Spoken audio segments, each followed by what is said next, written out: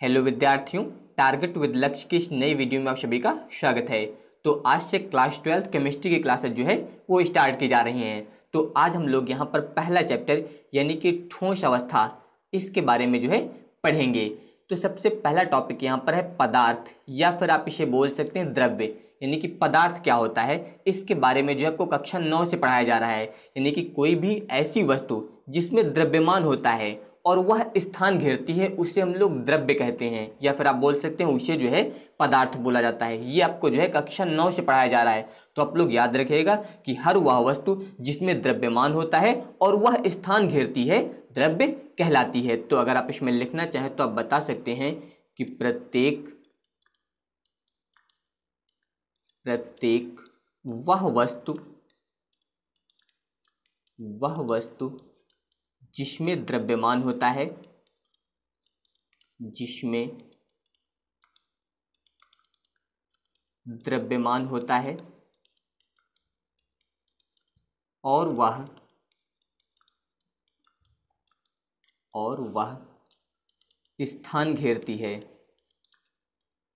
और वह स्थान घेरती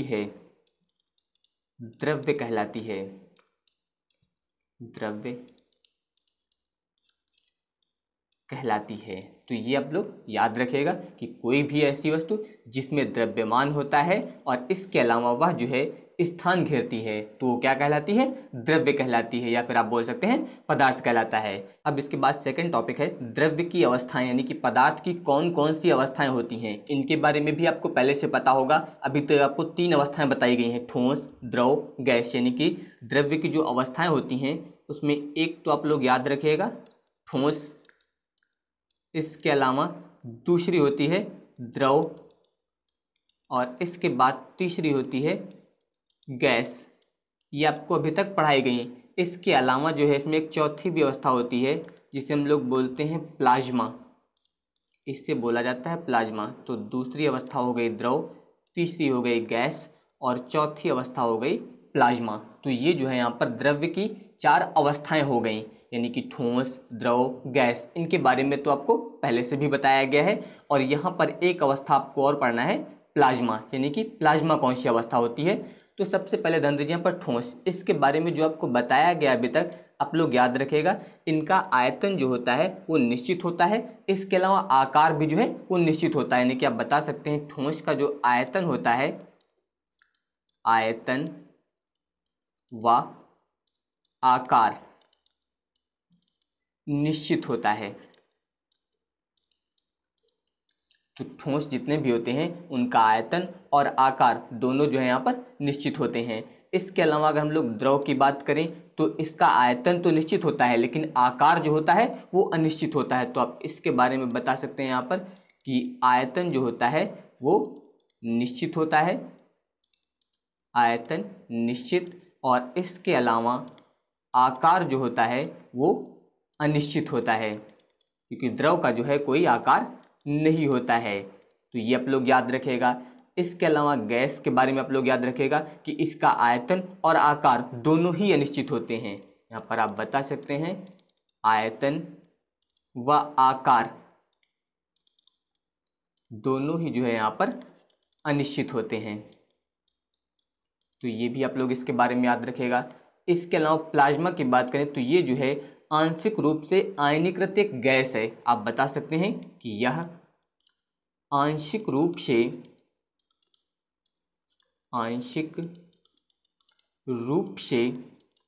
आयनीकृत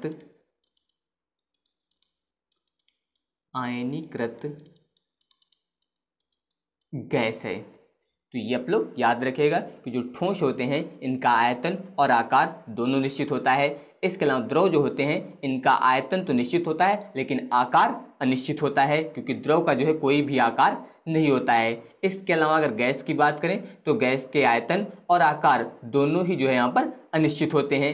इसके अलावा प्लाज्मा की बात करें तो यह जो है आंशिक रूप से एक आयनीकृत गैस होती है। इसके अलावा आप लोग याद रखिएगा यहाँ पर जो ठोस होता है जब इन्हें गर्म किया जाता है तो ये क्या बन जाता है, द्रव बन जाता है। द्रव को जब हम लोग गर्म करते हैं तो ये क्या बन जाता है, गैस बन जाता है। इसके अलावा जो गैस है जब इसे हम लोग गर्म करते हैं या फिर इसे उच्च उल्टता दी जाती है। याद रखिएगा, उच्च उल्टता। यहाँ पर जब इसे हम लोग उच्च उल्टता पर गर्म करते हैं तो जो अवस्था प्राप्त होती है उससे बोला जाता है प्लाज्मा। ये आप लोग याद रखिएगा कि ठोस जो है इसे गर्म करने पर द्रव बनता है, द्रव को गर्म करने पर गैस बनता है। जब गैस को हम लोग उच्च उल्टता पर गर्म करते हैं तो इसमें कौन सी अवस्था बनती है? प्लाज्मा की अवस्था बनती है। तो ये आप लोग यहाँ पर द्रव्य की यानी कि पदार्थ की जो है अवस्थाएं याद रखिएगा। इसके अलावा आप लोग याद रखिएगा यहाँ पर जो ठोस होते हैं, ठोस में जो अणु होते हैं यानी कि कोई भी ठोस वस्तु होती है तो उसके अंदर जो अणु होते हैं वो अंतराणुक बल के कारण जो है बहुत ही पास पास होते हैं। यानी कि इसके अंदर जितने भी अणु होंगे ठोस के अंदर वो अंतराणुक बल के कारण जो है बहुत ही पास पास होते हैं। याद रखिएगा, यानी कि इनके बीच जो अंतराणुक बल होता है वो बहुत अधिक होता है। इसके अलावा जो द्रव है इसके बीच अंतराणुक बल कम होता है, तो यहाँ पर इसके बीच के जो अणु होते हैं वो दूर दूर होते हैं। इसके अलावा जो गैस है इसके अंदर अंतराणुक बल और भी कम होता है, तो इसके अणु जो है और भी अधिक दूर होते हैं। तो ये पॉइंट आप लोग यहाँ पर याद रखिएगा कि जो ठोस होते हैं इनके बीच जो अंतराणुक बल है वो अधिक होता है, जिसके कारण यहाँ पर ठोस के जो अणु होते हैं वो बहुत ही पास पास होते हैं, यानी कि इनके बीच में जो है गैप नहीं होता है। यानी कि आप बता सकते हैं यहाँ पर कि ठोसों में जो कण होते हैं वो बहुत ही पास पास जो है जुड़े होते हैं, क्योंकि अंतराणुक बल जो होता है वो अधिक होता है। द्रव में जो है अंतराणुक बल कम होता है, इसलिए यहाँ पर इसके जो कण होते हैं वो कुछ दूरी पर होते हैं। इसके अलावा गैस में जो है अंतराणुक बल और भी कम होता है, इसलिए इनके बीच की दूरी जो है और भी अधिक होती है। तो यहाँ पर जो आपको पढ़ना है वो ठोस पढ़ना है, क्योंकि आपका जो चैप्टर है वो ठोस अवस्था है। तो हम लोग इसमें ये टॉपिक पढ़ेंगे, यानी कि ठोसों के बारे में आपको यहाँ पर पढ़ना है। तो अब ध्यान दीजिए, तो अब हम लोग इसमें पढ़ेंगे ठोस अवस्था के बारे में, यानी कि ठोस अवस्था क्या होती है। तो इसके बारे में अभी आपको बताया गया है कि ठोस में जो है इसके अंदर जो कण होते हैं वो यहाँ पर अंतराणुक बलों द्वारा जो है बहुत ही समीप जो है यहाँ पर जुड़े होते हैं। तो आप इसके बारे में अगर लिखना चाहें तो आप बता सकते हैं कि द्रव्य की वह अवस्था, द्रव्य की वह अवस्था जिसमें अवयवी कण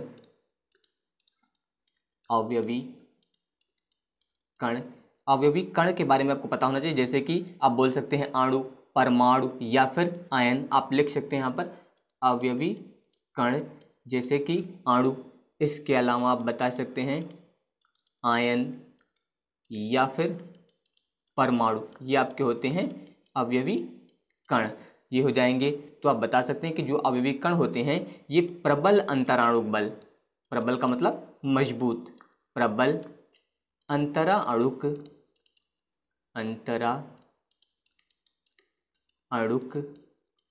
बलों द्वारा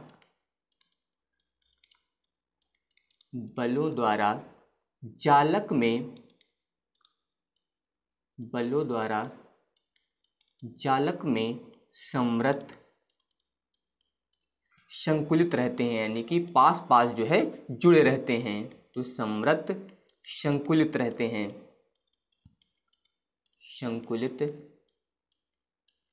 हैं, तथा जिस कारण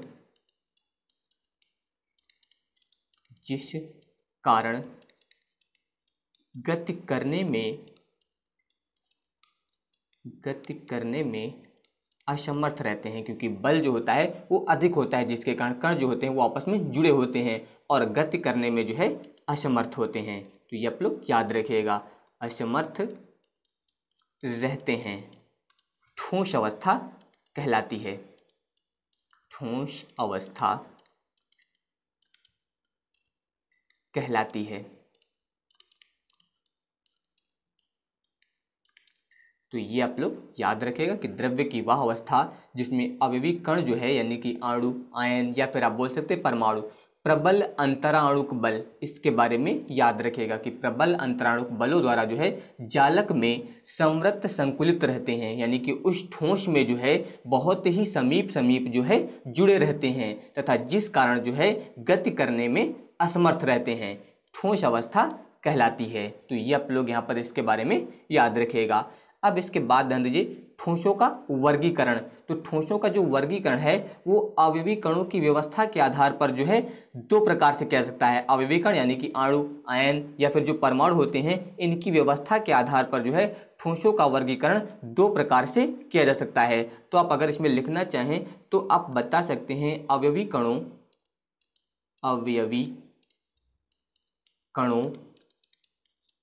जैसे कि आप बता सकते हैं अणु या फिर परमाणु या आयन, ये सभी चीजें यहाँ पर लिख सकते हैं कि व्यवस्था के आधार पर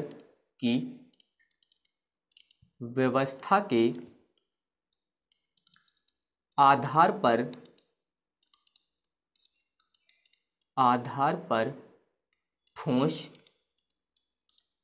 दो प्रकार के होते हैं।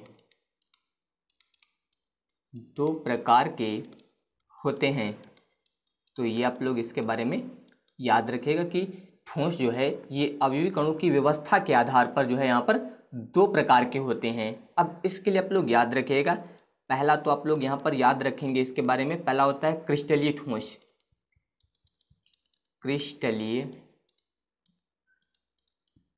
ठोस, और इसके अलावा दूसरे होते हैं अक्रिस्टलीय ठोस।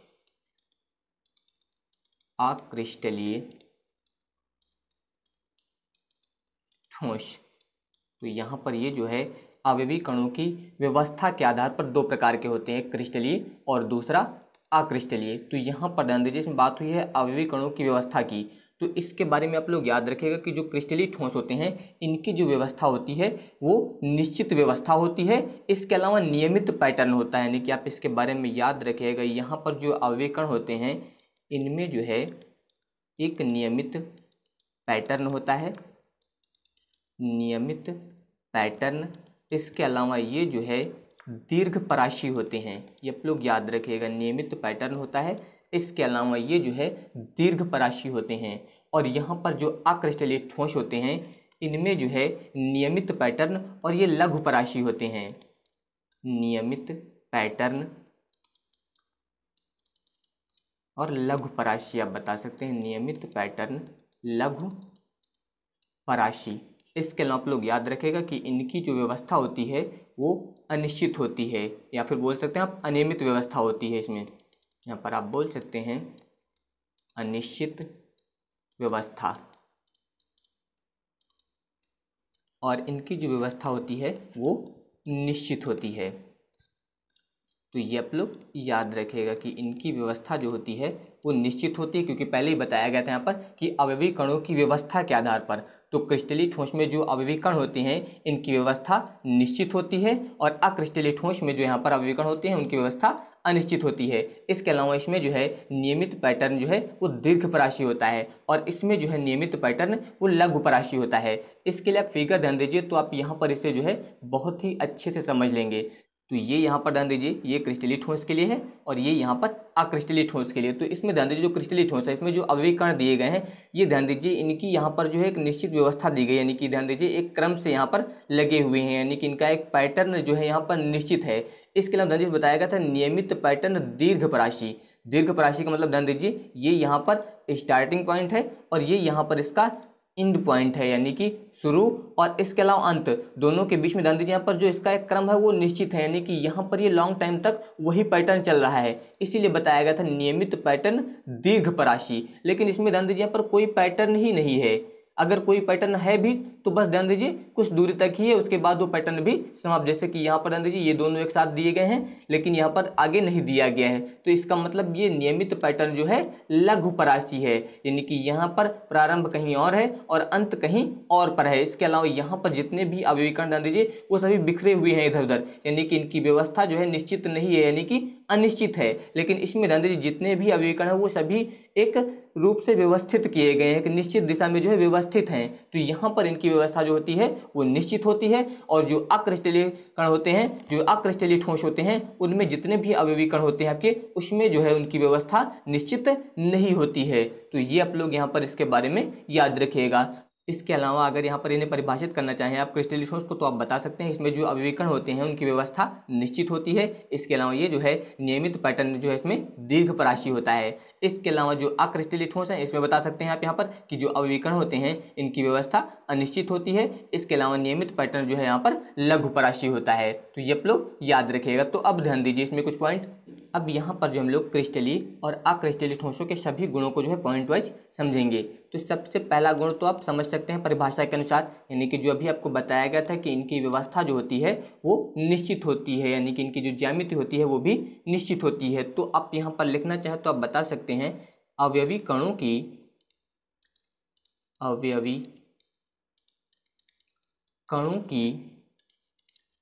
त्रिविम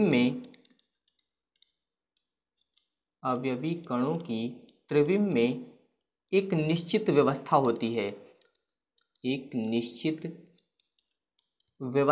है, जो कि अभी आपको फिगर के द्वारा भी बताया गया है, व्यवस्था होती है। इसके अलावा इसमें आप बता सकते हैं कि अवयवी कणों की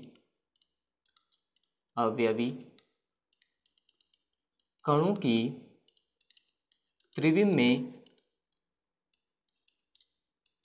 में कोई निश्चित व्यवस्था नहीं होती है,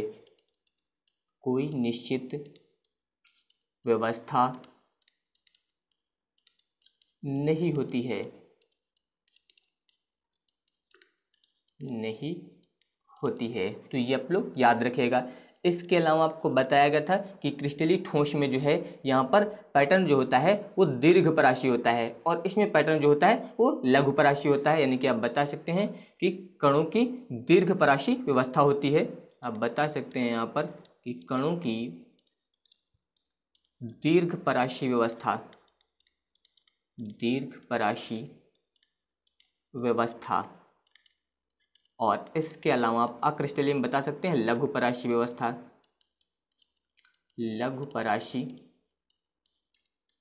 व्यवस्था। इसके अलावा आप लोग याद रखिएगा कि जो क्रिस्टलीय ठोस होते हैं इनकी आकृति निश्चित होती है, जैसा कि अभी आपको फिगर में भी बताया गया था कि इनकी आकृति जो होती है वो निश्चित होती है, लेकिन जो अक्रिस्टलीय ठोस होते हैं इनकी आकृति निश्चित नहीं होती है। तो आप बता सकते हैं कि एक निश्चित आकृति होती है,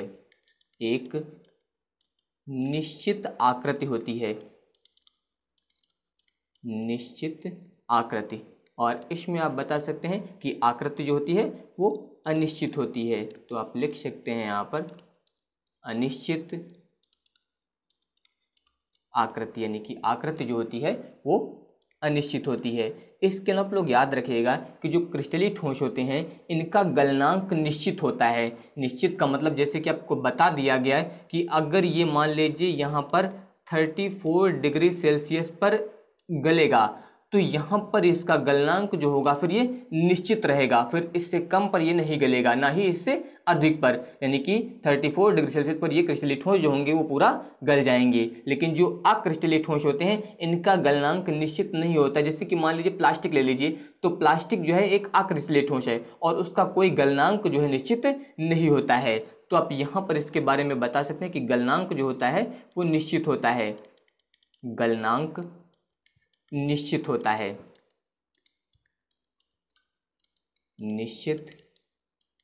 है, और आप लोग याद रखिएगा कि सभी क्रिस्टलीय ठोसों का गलनांक जो है अलग अलग होता है, इसलिए आपको ये याद करने की जरूरत नहीं। ये आपको एक एग्जांपल बताया गया है कि अगर मान लीजिए 34 डिग्री सेल्सियस है तो वो उसी पर जो है यहाँ पर गलेगा। इसके अलावा इसके बारे में याद रखिएगा कि इसका गलनांक जो है निश्चित नहीं होता है। तो आप बता सकते हैं यहाँ पर कि गलनांक जो है वो अनिश्चित रहता है, गलनांक अनिश्चित होता है। और इसके अलावा अगला पॉइंट आप लोग याद रखिए, जो क्रिस्टलीय ठोस होते हैं ये विषम दैशिक होते हैं, और इसके अलावा जो आपके अक्रिस्टलीय ठोस होते हैं ये समदैशिक होते हैं, समदैशिक। तो ये भी याद रखिएगा कि ये विषमदैशिक होते हैं और ये समदैशिक होते हैं। और यहाँ पर समदैशिक और विषमदैशिक समझने के लिए आप कुछ पॉइंट समझ लीजिए, तो आप इसके बारे में जो है बहुत ही अच्छे से समझ सकते हैं। जैसे कि मान लीजिए यहाँ पर हम लोग NaCl की बात करें, इसकी संरचना बनाई जाए तो ध्यान दीजिए इससे आप इस प्रकार से बनाएंगे, यहाँ पर Na+, इसके बाद Cl-, फिर Na+, फिर इसके बाद Cl माइनस, यहाँ पर फिर होगा Cl minus Na plus, Cl minus Na plus, और इसके अलावा ध्यान दीजिए फिर यहाँ पर हो जाएगा Na plus Cl minus, Na plus Cl minus, और इसके बाद होगा Cl माइनस Na प्लस, फिर Cl माइनस Na प्लस। इस प्रकार से इतना। तो अब यहाँ पर ध्यान दीजिए, अगर आप इस क्रम में इसको ध्यान दीजिए तो यहाँ पर ध्यान दीजिए, अगर इस पैटर्न में आप देखेंगे तो यहाँ पर एक तरफ Na, इधर Cl, फिर Cl, फिर Na प्लस, फिर Na plus Cl minus, Cl minus Na plus. इसी प्रकार अगर ऐसे ध्यान दीजिए तो पहले Na प्लस है, फिर Cl है, फिर Na प्लस है, फिर Cl माइनस। उसी क्रम में यहाँ पर ध्यान दीजिए, ये Cl माइनस है, फिर इसके बाद ये Na प्लस है, फिर ये Cl माइनस है, फिर Na प्लस है। लेकिन अगर आप मान लीजिए इस क्रम में ना देखकर आप इधर से ध्यान दीजिए ऐसे, तो जब इधर देखेंगे तो अब ध्यान दीजिए यहाँ पर एक तरफ सारे Cl दिए गए हैं और दूसरी तरफ Na प्लस दिए गए हैं, यानी कि यहाँ पर ध्यान दीजिए अलग अलग दिशाओं में इसके गुण जो है वो अलग अलग हैं, यानी कि अलग अलग दिशाओं में इसके गुण जो है वो अलग अलग हैं, इसलिए यहाँ पर इसे जो हम लोग विषम दैशिक बोलते हैं। लेकिन अगर ध्यान दीजिए यहाँ पर मान लीजिए कोई ऐसी व्यवस्था दी गई, ध्यान दीजिए इस प्रकार से आपको यहाँ पर कण दिए गए हैं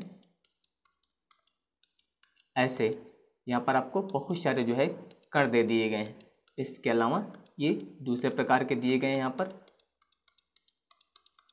तो अब इसमें ध्यान दीजिए, ये जो है आपका, अब इसमें ध्यान दीजिए, अगर यहाँ पर ध्यान देंगे तो इसमें कोई दिशा निश्चित नहीं है, यानी कि ना इस तरफ से ना इधर से, सभी तरफ से यहाँ पर बराबर दिख रहे हैं, तो इसमें कोई दिशा निश्चित नहीं है। तो इसलिए ये होते हैं समदैशिक, यानी कि जो आपके अक्रिस्टलीय ठोस होते हैं वो होते हैं समदैशिक, और जो आपके क्रिस्टलीय ठोस होते हैं वो होते हैं विषमदैशिक, क्योंकि इसमें दिशा बदलने पर इनके गुण जो है ध्यान दीजिए वो बदल रहे हैं। इसलिए यहाँ पर याद रखिएगा क्रिस्टलीय ठोस जो है विषमदैशिक होते हैं और यहाँ पर जो अक्रिस्टलीय ठोस होते हैं वो समदैशिक होते हैं, तो याद रखिएगा।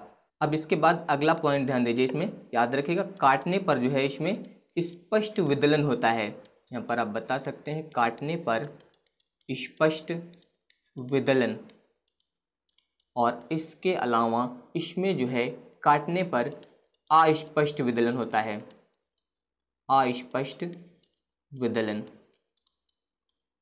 तो याद रखिएगा जैसे कि मान लीजिए कोई आपको ठोस दिया गया है, जब आप किसी क्रिस्टलीय ठोस को काटते हैं तो जहाँ से काटा जाएगा वो भाग उसका चिकना होता है बिल्कुल, यानी कि वहाँ पर विदलन जो होता है बिल्कुल स्पष्ट होता है, काटने पर वहाँ का भाग जो होता है बिल्कुल चिकना होता है। लेकिन जो आपके अक्रिस्टलीय ठोस होते हैं, जैसे कि मान लीजिए आप स्पंज ले लीजिए, जब किसी आप स्पंज को काटेंगे तो वहाँ पर जो है वो उसका बीच वाला सिरा जो होगा जहाँ से काटा जाएगा वहाँ पर वो खुरदरा स्थान होगा, यानी कि वहाँ पर विदलन जो है अस्पष्ट होता है। तो ये आप लोग याद रखिएगा कि जो क्रिस्टलीय ठोस होते हैं इसमें काटने पर विदलन जो होता है वो स्पष्ट होता है और यहाँ पर जो है विदलन अस्पष्ट होता है, ये आप लोग याद रखेंगे। और इसके अलावा अगर हम लोग अगले गुण की बात करें तो आप लोग याद रखेंगे कि जो क्रिस्टलीय ठोस होते हैं ये आपके वास्तविक ठोस होते हैं, वास्तविक ठोस होते हैं।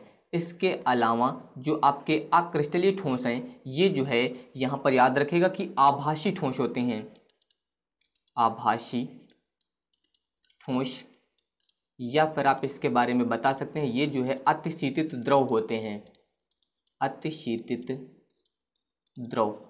तो याद रखेगा इसके बारे में कि ये जो है अतिशीतित द्रव या फिर आप बोल सकते हैं आभासी ठोस होते हैं। इसके अलावा जो है आप लोग याद रखेगा इसके बारे में कि इनकी यानी कि जो क्रिस्टलीय ठोस होते हैं इनकी गलन ऊष्मा निश्चित होती है, गलन ऊष्मा निश्चित होती है। और इसके अलावा जो अक्रिस्टलीय ठोस होते हैं इनकी गलन ऊष्मा जो है निश्चित नहीं होती है, यानी कि आप बता सकते हैं गलन ऊष्मा अनिश्चित होती है, गलन ऊष्मा अनिश्चित होती है। तो ये आप लोग याद रखेगा। और इसके अलावा अगला गुण आप लोग याद रखेगा, यहाँ पर जो क्रिस्टलीय ठोस होते हैं ये असंपीड्य होते हैं, ये जो है असंपीड्य होते हैं। और इसके अलावा जो है आपके जो अक्रिस्टलीय ठोस होते हैं ये कुछ हद तक जो है यहाँ पर संपीड्य होते हैं, कुछ हद तक संपीड्य होते हैं। तो ये आप लोग याद रखिएगा यहाँ पर कि जो आपके क्रिस्टलीय ठोस होते हैं ये पूरी तरह से असंपीड्य होते हैं, लेकिन जो आपके अक्रिस्टलीय ठोस होते हैं ये कुछ हद तक जो है संपीड्य होते हैं। इसके अलावा ध्यान दीजिए अगर यहाँ पर हम लोग क्रिस्टलीय ठोस के उदाहरण की बात करें, यानी कि कौन कौन से ऐसे हैं जो क्रिस्टलीय ठोस होते हैं, तो आप बता सकते हैं जैसे कि हीरा, ये आपका क्रिस्टलीय ठोस है। इसके अलावा सिल्वर, ये भी आपका क्रिस्टलीय ठोस होता है। इसके अलावा बता सकते हैं ग्रेफाइट, ये भी एक क्रिस्टलीय ठोस है। इसके अलावा क्वार्ट्ज, ये भी जो है यहाँ पर एक क्रिस्टलीय ठोस होता है, तो ये आप इसके बारे में बता सकते हैं। इसके अलावा अगर हम लोग अक्रिस्टलीय ठोस के उदाहरण की बात करें तो आप बता सकते हैं जैसे कि कांच, कांच एक अक्रिस्टलीय ठोस है। इसके अलावा रबड़, ये भी एक अक्रिस्टलीय ठोस है। इसके अलावा प्लास्टिक, ये भी जो है यहाँ पर एक अक्रिस्टलीय ठोस है। प्लास्टिक आदि ये सभी जो यहाँ पर अक्रिस्टलीय ठोस होते हैं। अब आप लोग पढ़ेंगे क्रिस्टलीय ठोसों का वर्गीकरण, यानी कि क्रिस्टलीय ठोस जो होते हैं वो कितने प्रकार के होते हैं। तो अब ध्यान दीजिए, जो क्रिस्टलीय ठोस होते हैं 4 प्रकार के होते हैं। सबसे पहला तो आप लोग याद रखिएगा आणविक ठोस, पहला आप लोग याद रखेंगे यहाँ पर आणविक ठोस। इसके अलावा जो दूसरा होता है वो आपका होता है आयनिक ठोस, यहाँ पर याद रखेंगे दूसरा होगा आयनिक ठोस। और इसके अलावा तीसरा होता है आपका धात्विक ठोस, धात्विक ठोस। और इसके अलावा चौथा आप लोग याद रखेंगे सहसंयोजक ठोस, सहसंयोजक ठोस। तो यहाँ पर याद रखेगा इसे सहसंयोजक या फिर नेटवर्क ठोस भी बोला जाता है। आप लोग याद रखेंगे इसे सहसंयोजक या फिर नेटवर्क ठोस भी बोला जाता है। तो ये आप लोग यहाँ पर इसके बारे में याद रखिएगा। तो अब यहाँ पर इन सभी के बारे में हम लोग जो है विस्तार से पढ़ेंगे। तो सबसे पहले ध्यान दीजिए यहाँ पर आणविक ठोस, तो आपको इसके पहले जो है अवयवी कणों के बारे में बताया गया। अवयवी कण जैसे कि आपको बताया गया अणु, परमाणु या फिर आयन, ये होते हैं आपके अवयवी कण। तो यहाँ पर जो आणविक ठोस है, आणविक ठोस में जो आपके अवयवी कण होते हैं वो जो है अणु होते हैं। ये आप लोग याद रखिएगा कि इनमें जो अवयवी कण कार्य करते हैं ये होते हैं आपके अणु। यहाँ पर आप बता सकते हैं अवयवी कण, तो इसमें अवयवी कण जो होते हैं आपके वो क्या होते हैं, अणु होते हैं। और इसके अलावा आप लोग याद रखिएगा यहाँ पर ये अणु जो होते हैं ये जो है आपस में यहाँ पर वांडर वाल बल द्वारा जो है संबंधित रहते हैं, यानी कि इन अणुओं के बीच जो बल कार्य करता है वो होता है आपका वांडर वाल बल। ये आप लोग याद रखिएगा, इसमें जो अणु होते हैं इन अणुओं के मध्य जो बल कार्य करता है वो होता है वांडर वाल्स बल। आप लोग याद रखिएगा, यहाँ बता सकते हैं कि अणुओं के मध्य,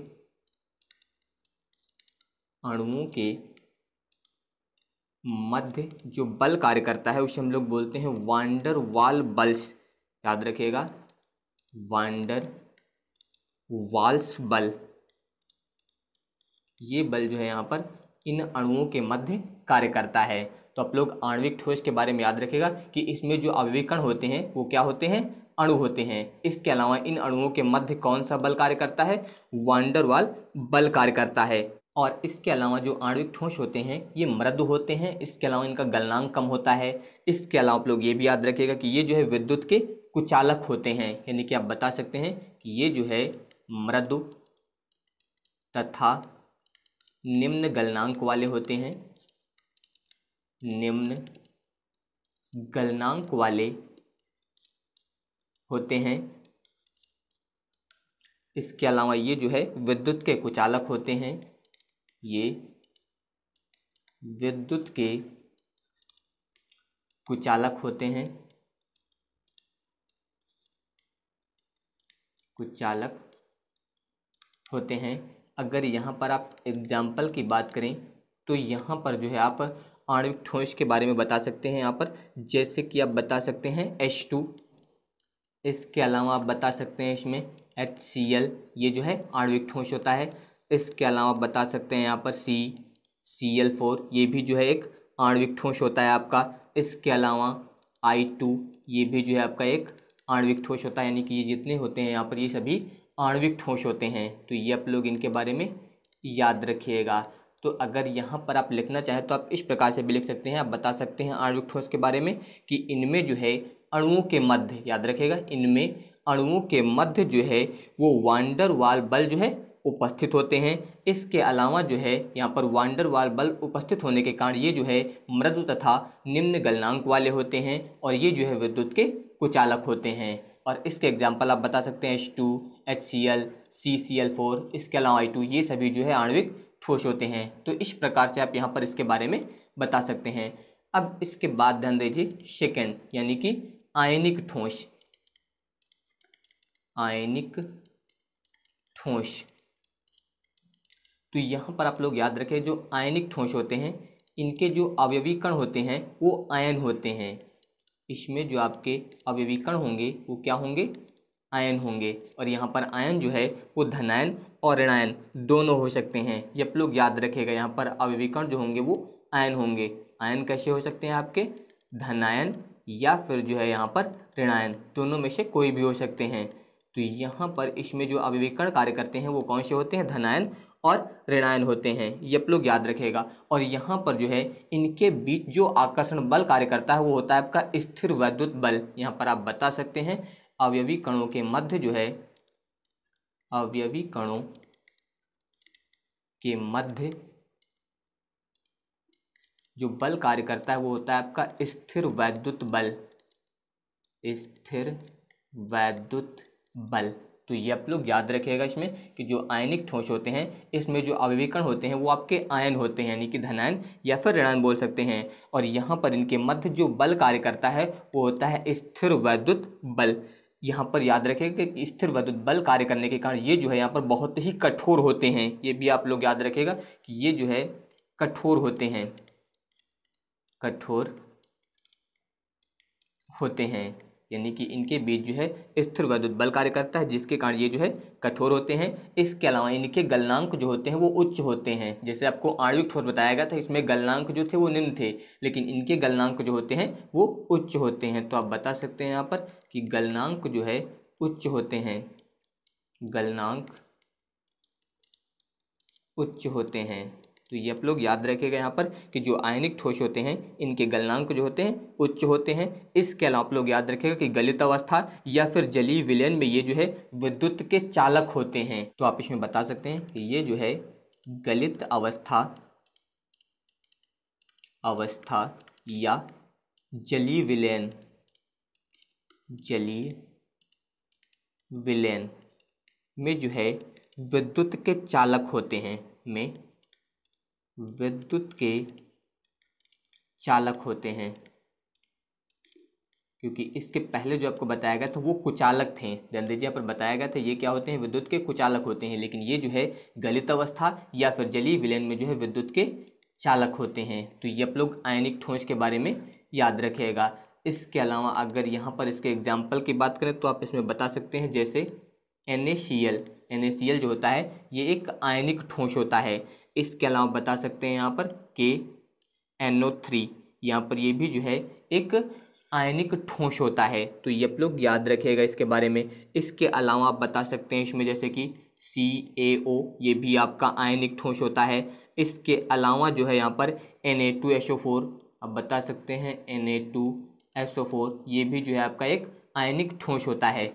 तो अगर आप यहाँ पर इसके बारे में लिखना चाहें तो आप बता सकते हैं कि इनमें जो है धनायनों, याद रखिएगा इसमें जो है यहाँ पर धनायनों तथा ऋणायनों, किसकी बात हो रही है? यहाँ पर अवयवी कणों की बात हो रही है। तो आप बता सकते हैं इसमें धनायनों ऋणायनों यानी कि जो अवयवी कण होते हैं इनके मध्य जो है यहाँ पर स्थिर वैद्युत बल कार्य करता है। और स्थिर वैद्युत बल के कारण ये जो है बहुत ही कठोर होते हैं। इसके अलावा इनके गलनांक जो होते हैं वो उच्च होते हैं। और यहाँ पर बता सकते हैं कि गलित अवस्था या जलीय विलयन में ये जो है विद्युत के चालक होते हैं। तो ये आप लोग यहाँ पर इसके बारे में याद रखिएगा। अब इसके बाद ध्यान दीजिए इसमें तीसरा पॉइंट, यानी कि आप बता सकते हैं यहाँ पर धात्विक ठोस। धात्विक ठोस, तो इसके बारे में आप लोग याद रखिएगा कि धात्विक ठोस में जो आपके अवयवी कण होते हैं वो होते हैं आपके धनायन या फिर आप बोल सकते हैं मुक्त इलेक्ट्रॉन। इसमें जो है आपके जो अवयवी कण होते हैं वो जो है यहाँ पर धनायन या फिर मुक्त इलेक्ट्रॉन होते हैं। तो ये आप लोग याद रखिएगा, यहाँ पर धनायन या फिर मुक्त इलेक्ट्रॉन जो है अवयवी कण होते हैं। इसके अलावा यहाँ पर जो मुक्त इलेक्ट्रॉन होते हैं या फिर जो धनायन होते हैं वो धात्विक बंध द्वारा जुड़े होते हैं। ये आप लोग याद रखिएगा कि ये जो है धात्विक बंध द्वारा आपस में जुड़े होते हैं। तो ये आप लोग यहाँ पर इसके बारे में याद रखिएगा। इसके अलावा आप लोग याद रखिएगा कि यहाँ पर जो धात्विक ठोस होते हैं ये विद्युत के चालक होते हैं, यानी कि आप बता सकते हैं कि ये जो है विद्युत के चालक। इसके अलावा आप बता सकते हैं आघातवर्धनीय,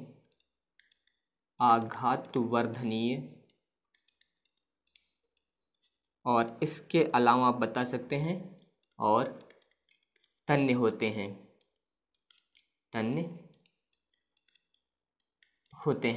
और यहाँ पर आपको बताया गया इसमें अवयवी कण क्या होते हैं, आपके मुक्त इलेक्ट्रॉन होते हैं। तो यहाँ पर इन मुक्त इलेक्ट्रॉनों की उपस्थिति के कारण जो है इसमें यहाँ पर विद्युत चालकता, इसके अलावा चमक, इसके अलावा रंग, ये सभी गुण जो है इसमें उपस्थित होते हैं। ये आप लोग याद रखिएगा यहाँ पर कि इसमें मुक्त इलेक्ट्रॉनों के कारण जो है इसमें विद्युत चालकता, चमक, रंग, ये सभी गुण जो है यहाँ पर उपस्थित होते हैं। इसके अलावा अगर यहाँ पर इसके हम लोग एग्जाम्पल की बात करें तो धात्विक ठोस में आप बता सकते हैं जैसे कि Ag यानी कि आपका सिल्वर जो है ये एक धात्विक ठोस होता है।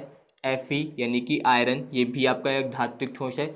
इसके अलावा Cu ये भी आपका क्या है, धात्विक ठोस है। तो ये सभी यहाँ पर जो है आपके धात्विक ठोस होते हैं। इसके अलावा बता सकते हैं Mg, इसके अलावा आप बता सकते हैं Au, इसके अलावा Cr, ये सभी जो होते हैं आपके धात्विक ठोस होते हैं। तो अगर आप इसके बारे में लिखना चाहें तो आप किस प्रकार से लिखेंगे, आप बताएंगे कि ये जो है विद्युत के चालक, आघातवर्धनीय और तन्य होते हैं।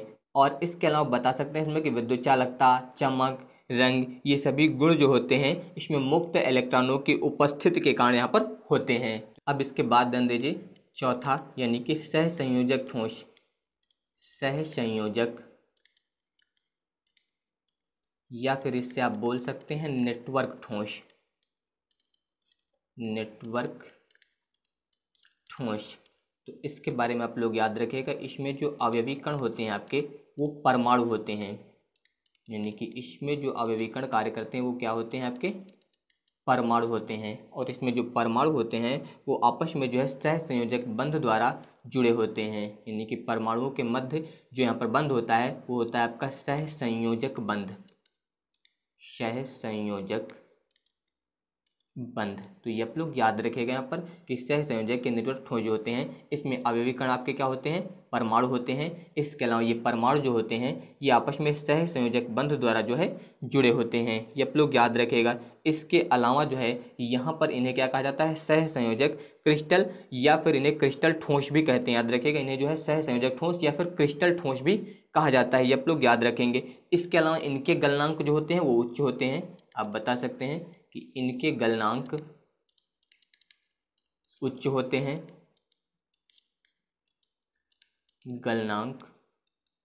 होते हैं, इसके अलावा आप लोग याद रखिएगा कि ये गलित अवस्था में जो है विद्युत रोधी होते हैं, ये गलित अवस्था में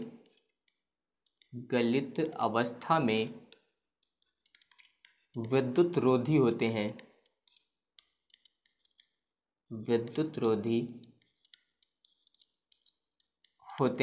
तो ये आप लोग याद रखेंगे यहाँ पर कि ये जो है गलित अवस्था में विद्युत रोधी होते हैं। तो अगर यहाँ पर इनके एग्जाम्पल की बात करें तो आप बता सकते हैं इसमें जैसे हीरा, ये आपका सहसंयोजक ठोस होता है। इसके अलावा ग्रेफाइट, ये भी आपका सहसंयोजक ठोस होता है।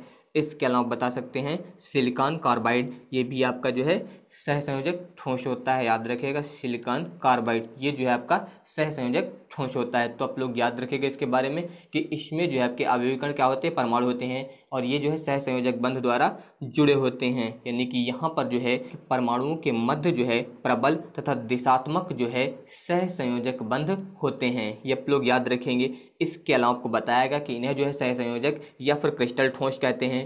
इनके गलनांक जो होते हैं वो उच्च होते हैं। ये गलित अवस्था में जो है विद्युत रोधी होते हैं। एग्जाम्पल में आप बता सकते हैं जैसे हीरा, ग्रेफाइट, इसके अलावा सिलिकॉन कार्बाइड, ये जो होते हैं आपके सहसंयोजक ठोस होते हैं। तो अब बाकी के टॉपिक मैं आप लोगों को नेक्स्ट वीडियो में बताऊंगा। अगर आप सभी को ये वीडियो पसंद आया हो तो इस वीडियो को लाइक, शेयर और हमारे इस चैनल को सब्सक्राइब जरूर करिएगा। धन्यवाद।